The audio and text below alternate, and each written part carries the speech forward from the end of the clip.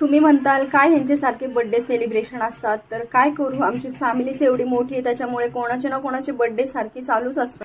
आणि आज आहे अक्षयचा बर्थडे, म्हणजे माझ्या 2 नंबर जावेच्या मुलाचा वाढदिवस, जो आमच्या पूर्ण फॅमिलीचा फोटोग्राफर आहे. आणि आता आज त्याचेच फोटो काढायचे आम्हाला. बर्थडे स्पेशल आज बनवला आहे डाळ तडका, पनीरची भाजी, व्हेज पुलाव, आमरस आणि चपाती. आणि हा आहे बर्थडे बॉय ओमकार उर्फ अक्षय. तर बर्थडेची आता तयारी झालेली आहे, आता केक कट करून घेणार आहे.